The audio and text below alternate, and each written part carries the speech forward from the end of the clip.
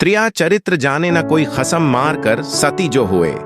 दोस्तों, यह कहावत बहुत ही प्रचलित है। यह कहावत कोई ऐसे ही नहीं बनी है, इसके पीछे एक लंबा इतिहास है। इस कहावत का तात्पर्य है कि स्त्री का चरित्र एक अनसुलझी पहेली है जिसे कोई नहीं समझ सकता। यह पहेली एक जलेबी की तरह जटिल व्यक्तित्व की है जो अपने पति को मारकर भी सती होने का पाखंड रच लेती है। पर ऐसे चरित्र की कुछ एक स्त्रियां ही होती हैं। इस तरह की स्त्रियां ही चरित्रवान और गुणवान स्त्रियों को भी बदनाम कर देती हैं। लेकिन ज्यादातर स्त्रियां अपने सुचरित्र की मालकिन होती हैं। आओ आज एक कहानी के माध्यम से जानते हैं कि यह कहावत कैसे बनी है। दोस्तों, कहानी शुरू करने से पहले आपसे छोटा सा निवेदन है कि अगर चैनल पर पहली बार आए हैं तो चैनल को सब्सक्राइब अवश्य कर लेना और लाइक भी कर देना। चलिए कहानी शुरू करते हैं। चंपापुर नाम का एक राज्य था जहां पर विलासराय नाम का राजा राज्य करता था। दोस्तों, यह तो आप समझ ही गए होंगे कि जैसा नाम वैसा काम और वैसे ही गुण, यानी वह एक विलासी राजा था। पूरे राज्य में विलासिता का बोलबाला था। चारित्र का पूरी तरह पतन हो गया था। दोस्तों, उस राज्य में सुकर्मा नाम का एक लकड़हारा रहता था। उसकी पत्नी का नाम सुदर्शना था। सुकर्मा सुबह सुबह लकड़ी काटने के लिए जंगल में जाया करता था और देर रात तक वापस घर लौटता था। इस तरह से लकड़ियां बेचकर अपने परिवार का पालन पोषण करता था। उसकी पत्नी सुदर्शना दिन भर घर में अकेली रहती थी। सुदर्शना बहुत ही सुंदर स्त्री थी। नायिका की तरह अपने रूप यौवन को आईने में देख देख कर हंसती रहती थी। रात को सुकर्मा थका हारा लकड़ी बेचकर जब घर आता था तो वह खाना खाकर जल्दी ही सो जाया करता था। सुदर्शना घर का सारा काम निपटाकर और सज धज कर जब तक सेज पर जाती तब तक सुकर्मा खर्राटों की दुनिया में सैर करने चला जाता था।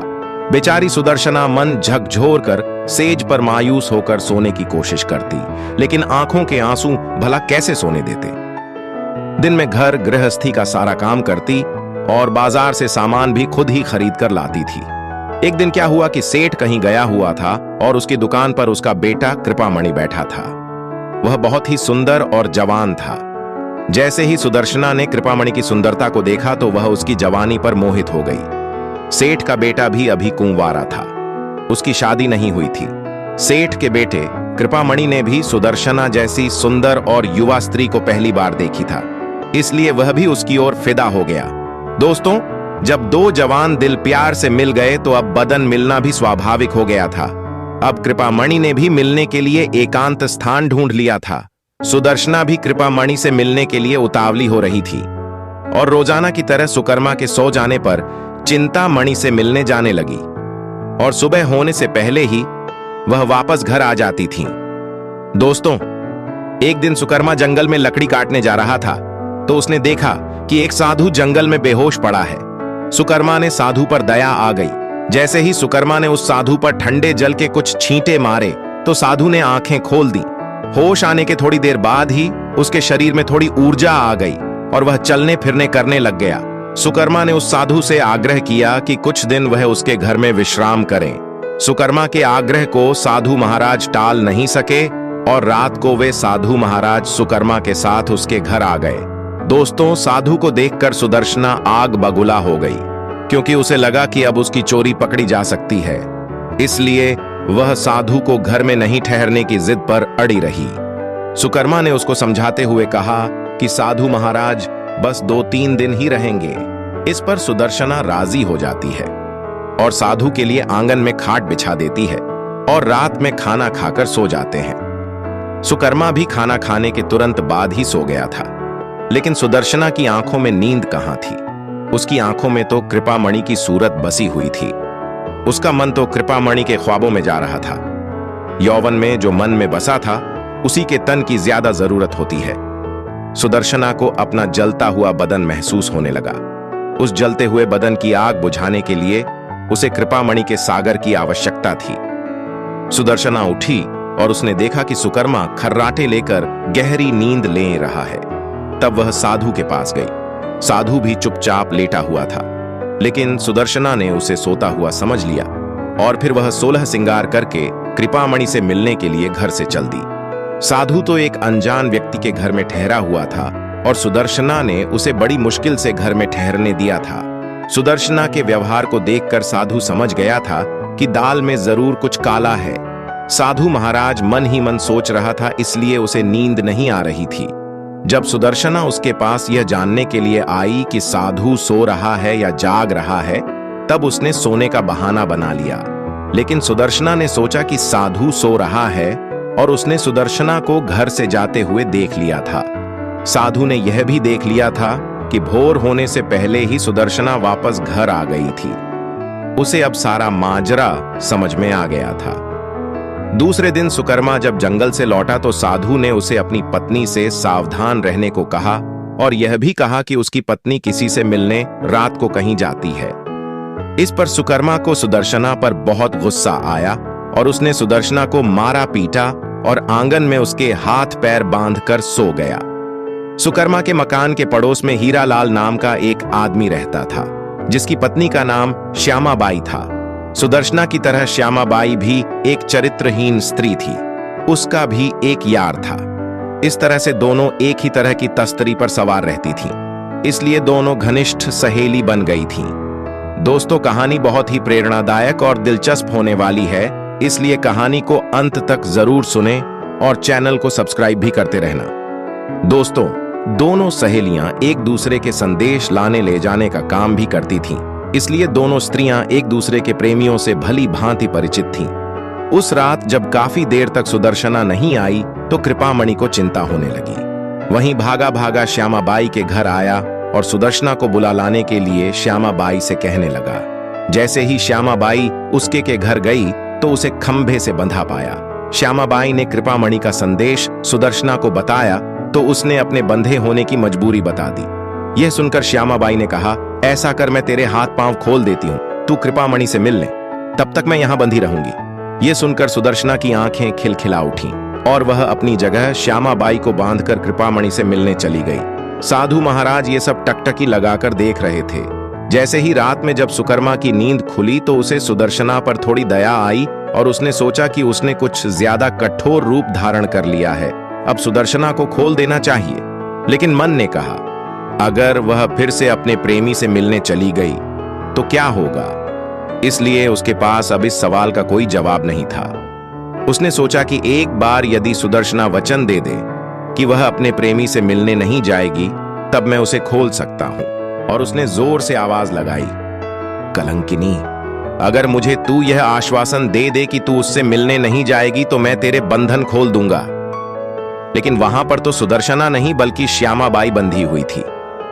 श्यामाबाई ने सोचा कि यदि वह कुछ भी बोलेगी तो उसकी आवाज से सुकर्मा को पता चल जाएगा कि वह सुदर्शना नहीं बल्कि कोई और है, तो फिर सारा भांडा ही फूट जाएगा। इसीलिए वह कुछ नहीं बोली और चुप रही। उसके इस तरह चुप रहने पर सुकर्मा को गुस्सा आ गया और उसने गुस्से में आकर एक बड़ा चाकू फेंक कर दे मारा। चाकू सीधा श्यामाबाई की नाक पर जाकर लगा और उसकी नाक कट गई। वह अंदर ही अंदर सारा दर्द सहन कर गई। चाकू फेंक कर मारने से सुकर्मा का गुस्सा थोड़ा ठंडा हो गया और वह सो गया। उधर सुदर्शना आज जल्दी ही वापस आ गई और जल्दी जल्दी श्यामाबाई के बंधन खोल दिए। तब श्यामाबाई ने अपनी कटी हुई नाक दिखाई और सारा हाल सुना डाला।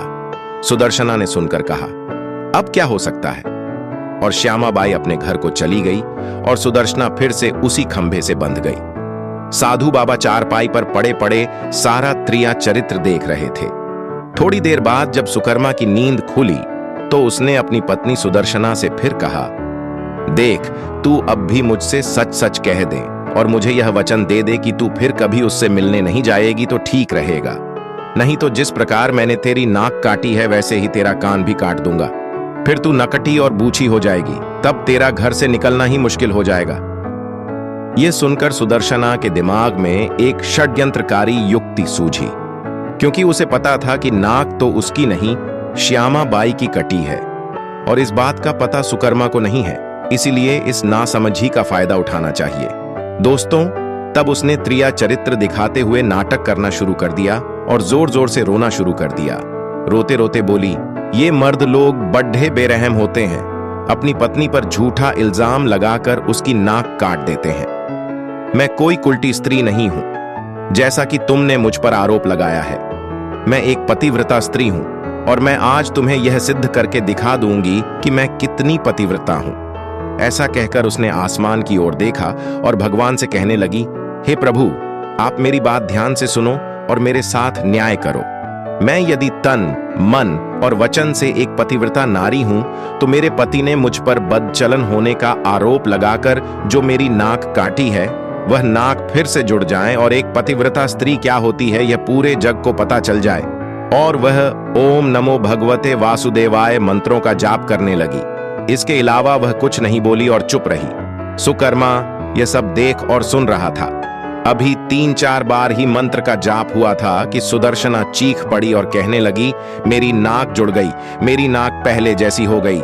हे भगवान, तेरा लाख लाख शुक्र है जो तूने एक पतिव्रता स्त्री की लाज रख ली और मुझ पर बदचलन होने का झूठा आरोप जो मेरे पति ने लगाया था, उस दाग को मिटा दिया। मैं आपका यह एहसान जिंदगी भर नहीं भूलूंगी। तब तक सुबह हो गई थी। सुकर्मा को उसकी बातों पर विश्वास नहीं हो रहा था, इसलिए वह उसके पास गया और उसकी नाक को देखना चाहा। वह पहले जैसी ही थी। वह सुदर्शना को हैरानी से देखता ही रह गया और अपनी गलती पर पछताने लगा। उधर श्यामाबाई ने अपने चेहरे पर एक कपड़ा इस तरह लगा लिया कि नाक दिखाई नहीं दे। सुबह होने पर हीरालाल अपनी दुकान जाने लगा तो उसने अपने औजार संभाले। उसमें से एक औजार गायब था। उसने अपनी पत्नी से कहा कि एक औजार गायब है, जल्दी ढूंढ दे। लेकिन श्यामाबाई नाक कटने से चिढ़ी हुई सी थी, तो उसने हीरालाल की तरफ एक चाकू फेंक दिया और कहा, ये लो तेरा बड़े वाला औजार। चाकू देखकर हीरालाल का पारा 7वें आसमान पर चढ़ गया। उसने अपनी पेटी खोली और एक छोटा औजार निकाला और उसे श्यामाबाई की ओर फेंक कर मारा। श्यामाबाई की चाल कामयाब हो गई। वह यही तो चाहती थी। उसने उस औजार को हाथ में पकड़ा और जोर जोर से चिल्लाने लगी, अरे इस औजार ने मेरी नाक काट दी, हाय मेरी नाक काट दी। उसकी आवाज सुनकर पड़ोसी भी आ गए और वहां भीड़ लग गई। लोगों ने देखा कि श्यामाबाई की नाक कटी हुई है और उसके हाथ में एक छोटा सा औजार है। श्यामाबाई कहे जा रही थी कि उसके पति ने मुझे बदचलन बताकर बेवजह ही मेरी नाक काट दी है। लोगों ने श्यामाबाई की बात सही मान ली और हीरालाल की खूब पिटाई कर दी और राजा को भी शिकायत कर दी। इतनी देर में राजा के सिपाही भी आ गए और हीरालाल को पकड़कर ले गए। दोस्तों, अब राजा की अदालत में मुकदमा चला। श्यामाबाई ने स्वयं को सती सावित्री पतिव्रता बताते हुए अपने पति पर आरोप लगाया कि उसने उसे बदचलन बताकर उसकी नाक काट ली थी, जैसा कि श्यामाबाई की नाक तो पहले से ही कटी हुई थी। राजा ने यह देखकर और सुनकर कहा कि एक पत्नी अपने पति पर झूठे आरोप क्यों लगाएगी, इसलिए राजा ने हीरालाल को दोषी मानते हुए उसे मृत्युदंड सुना दिया। इस मृत्युदंड की चर्चा पूरे राज्य में फैल गई। सुकर्मा के घर में ठहरे हुए साधु महाराज ने भी जब हीरालाल को मृत्युदंड की बात सुनी, तब वह विचलित हो गया।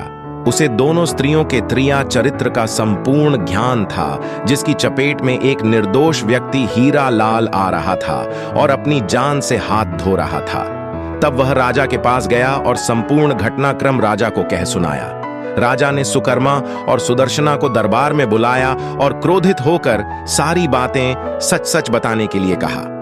तब सुदर्शना और श्यामाबाई ने सारी बातें सच सच बता दी और अब मामला पूरी तरह से साफ हो चुका था। दोनों स्त्रियों का अपराध सामने आ गया था और हीरालाल निर्दोष सिद्ध हो गया था। इस षड्यंत्र के लिए दोनों औरतों को मृत्युदंड दिया जाना था, लेकिन राज्य की प्रथा के अनुसार स्त्री, बालक और साधु को मृत्युदंड नहीं दिया जा सकता था। इस शास्त्रीय विधान के अनुसार दोनों स्त्रियों के नाक कान काटकर उन्हें छोड़ दिया गया। इस पूरे वृतांत को देखकर साधु महाराज बोल पड़े, त्रिया चरित्र जाने नहीं कोई खसम मारकर जो सती हुए। इस कहानी से हमें यह प्रेरणा मिलती है कि स्त्री का चरित्र एक अबूझ पहेली है, उसे कोई नहीं जान सकता। वह जलेबी की तरह जटिल व्यक्तित्व की स्वामिनी है जो कुलटा होते हुए भी सती सावित्री होने के दिखावे का प्रयास करती है। वह अपने पति को मारकर सती होने का स्वांग रच लेती है। इसलिए कुछ एक स्त्री का चरित्र अप्रत्याशित होता है, इसलिए कभी भी उसकी सभी बातों पर भरोसा नहीं करना चाहिए। लेकिन यह भी याद रखना, सभी स्त्रियां एक जैसी नहीं होती। बहुत सी स्त्रियां भरोसे लायक भी होती हैं। दोस्तों, ये पौराणिक कथा आपको पसंद आई है तो चैनल को सब्सक्राइब करके वीडियो को लाइक अवश्य कर लेना और कमेंट करके जरूर बताना आपको ये कहानी कैसी लगी